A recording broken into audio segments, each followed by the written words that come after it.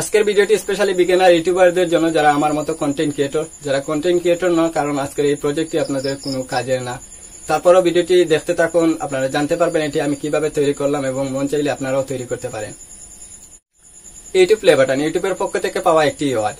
এই অ্যাওয়ার্ডটি পাওয়ার স্বপ্ন আমরা প্রত্যেক ইউটিউবাররাই দেখে থাকি, কিন্তু 1 লক্ষ সাবস্ক্রাইবার কমপ্লিট হওয়ার পর তার আগে আমরা অনেকে ইউটিউবিং ছেড়ে দেই। তাই আমি রিকমেন্ড করবো এরকম একটি হোমমেড প্লে বাটন তৈরি করে আপনি আপনার স্টুডিওতে অথবা চোখের সামনে রেখে দিন। এই প্লে বাটনটি আপনাকে ইউটিউবিং করতে অনেকটা মোটিভেট করবে। সো এটি আমি কিভাবে তৈরি করলাম তাই এই ভিডিওতে সম্পূর্ণ শেয়ার করা হয়েছে। স্যার দেরি না করে আমরা চলে যাচ্ছি মূল ভিডিওতে। এরকম একটি প্রিন্ট পিকচারের প্রয়োজন হবে। এটি নর্মাল A4 পেপারে প্রিন্ট করা হয়েছে। সবচেয়ে ভালো হতো যদি গ্লজি পেপারে প্রিন্ট করা হতো, এর ফলে কালারগুলো আরও ভালোভাবে ফুটে উঠতো এবং প্লে বাটনটি আরও রিয়েলিস্টিক মনে হতো। তারপর প্রয়োজন হবে একটি থার্মাকোল বা ককশিট। এরকম একটি ককশিট এবং নষ্ট একটি টেপের ডিসপ্লে, একটি ড্যামেজ ডিসপ্লে। এটা যেখানে টেপ রিপেয়ার করা হয় সেখান থেকে আপনারা সংগ্রহ করে নিতে পারেন।